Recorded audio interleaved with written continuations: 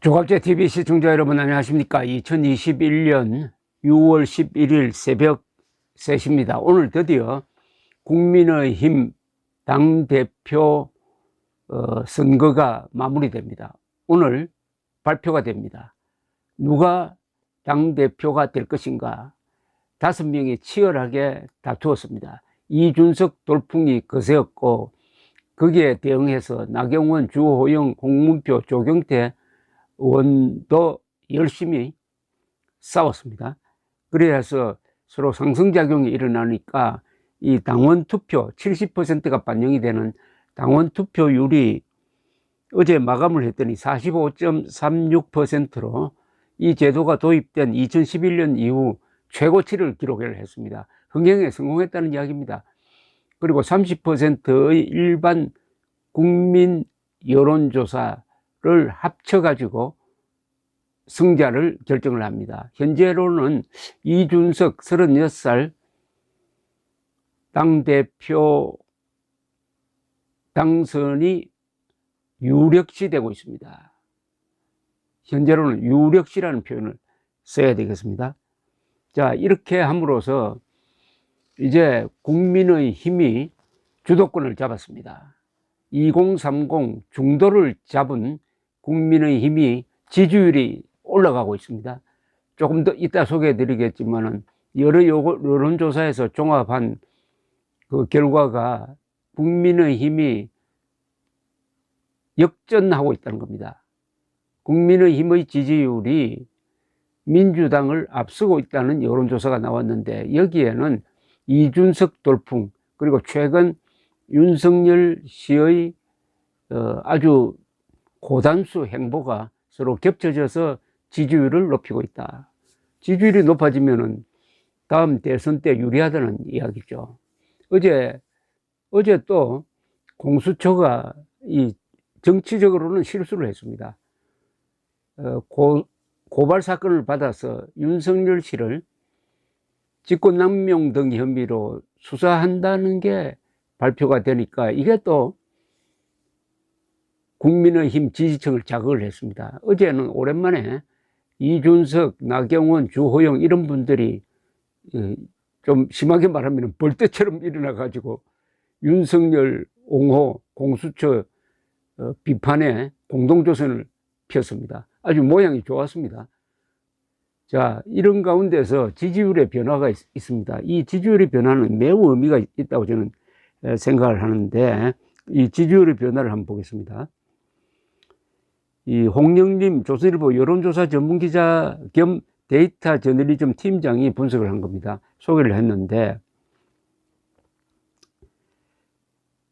어제 엠브레인, 케이스텟, 코리아 리서치, 한국 리서치 등 4개 여론조사가 합동으로 발표한 겁니다. 그러니까 신뢰성이 좀 높다고 봐야 되겠죠. 민주당 지지율은 27%, 국민의힘은 현재 30%입니다. 30대 27 역전했습니다. 일주일 전에 비해서 민주당은 4%포인트 하락했습니다.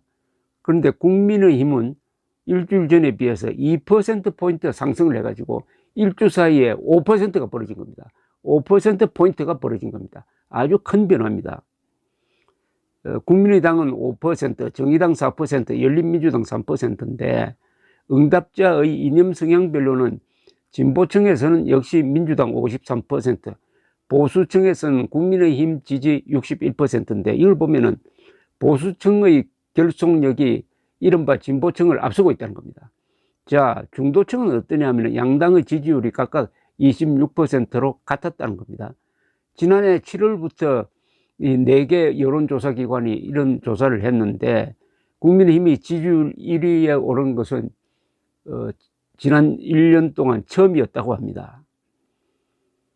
4월 7일 보궐선거 결과가 국민의힘의 압승으로 나왔지만은 국민의힘 지지율 자체는 그렇게까지는 가지 않았습니다. 그것은 안철수, 오세훈의 단일화 효과였고 역시 정당 지지율은 아직도 거의 모든 여론조사에서 민주당이 앞서고 있었는데 이제 이게 뒤집어졌다는 이야기죠. 뒤집어졌다.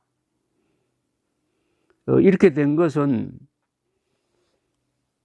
야당은 세대교체 분위기와 윤석열 입당설 등으로 수권 능력에 대한 기대감이 커진 반면에 조국 전 법무부 장관의 수렁에서 빠져나오지 못하는 여당은 중도 보수층으로부터 외면을 당하고 있는 상황이라는 게 여론조사 기관의 일반적인 분석인데 우리가 다 아는 바입니다. 그런데 이 정부가 논의 중인 제5차 재난지원금 문제인데 이게 선거에 어떤 영향을 끼치는지 하는 것을 가늠하게 할 수 있는 의견도 나왔습니다. 재난지원금을 소득 계층과 관계없이 전 국민에게 지급해야 된다는 주장을 하는 사람이 39%, 코로나19로 피해본 대상에게 선별 지급해야 된다는 게 38%. 선별 지급이 맞죠. 피해본 사람을 도와야지 피해보지 않는 재벌 지방까지 왜 줍니까? 결과적으로는 재난지원금의 선별 지급 또는 여기에 또 재난지원금 지급 자체를 반대한다가 22%나 되었습니다. 이래 되면 선별 지급해야 된다. 그리고 지급 반대가 합치면 약 60%나 됩니다. 이거 굉장히 고무적인 겁니다. 우리 국민들이 잘 속지 않는다는 겁니다. 전 소득 계층과 관계없이 전 국민에게 다 주겠다는 것은 이건 표를 의식한 거 아니겠습니까? 그래 효율성을 보면은 선별 지급을 하든지 아예 지급하지 않는 게 맞죠. 이렇게 되면은 이 돈으로 표를 사는 이런 전략도 잘 먹히게 되지 않을 것이라는 느낌을 받고 그만큼 한국 사람들의 각성 속도가 매우 빠르다는 겁니다. 오늘이 아주 우리 정치사회에서 중요한 날이 될 가능성이 있습니다.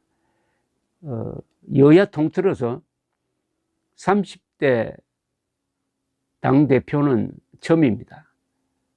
물론 1961년 5.16 군사혁명 직후에 조각이 이루어졌는데 그 전에는 60대가 주류였는데 한 20년이 젊어져 가지고 그때 14명 장관 중에서 한 분만 50대고 나머지는 30대 40대였던 적이 있습니다.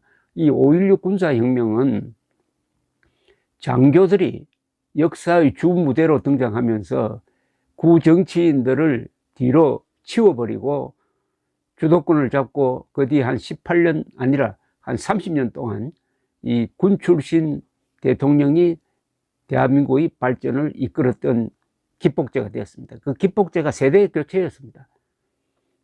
이번에 이준석 씨의 아주 재기발랄하고 다소 오만해 보이는 행동까지도 다 참아가면서 정통 보수 세력과 또 60대 이상의 이 노년층이 이준석 지지로 돌아선 것도 어떻게 보면 이게 역사적 의미가 있다고 생각합니다. 노인들이 젊은 사람들에게 아부를 해서라도 이 정권 반드시 바꿔야 되겠다 하는 열망이 오늘 국민의힘 당대표 선거에서 어떤 식으로 표현될지 매우 주목되는 바입니다. 감사합니다.